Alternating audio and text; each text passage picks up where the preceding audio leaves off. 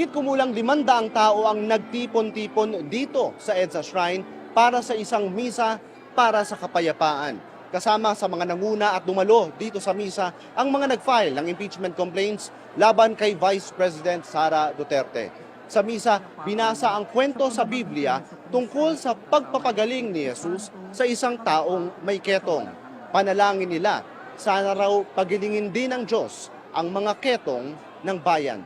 Ipanalangin natin ngayon sa simula ng Santa Misa na lipunin, tanggalin at hilumin ng Diyos ang lahat ng ketong na nanatili, namamayani at naghahasik sa ating bayan.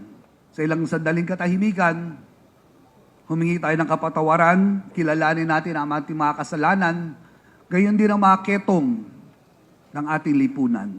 Ang impeachment ay isang obligasyong moral, kaya marami sa hanay ng simbahan ang kasama nyo ngayong hapon dahil naninindigan kami na kailangan natin ng obligasyong moral.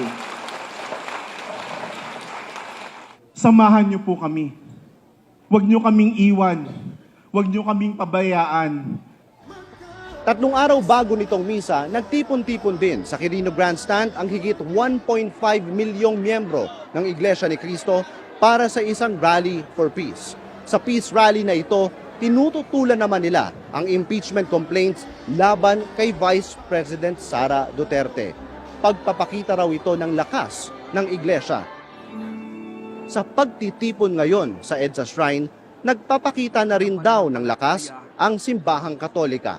Bago pa man daw ang Iglesia Peace Rally, naghahanda na rin daw sila ng isang malakihang protesta sa January 31. Tinatapatan niyo po ba ang Iglesia? Mas malaki naman ang Katoliko sa simbahan, as INC, so hindi naman kailangan tapatan pa. Salamat.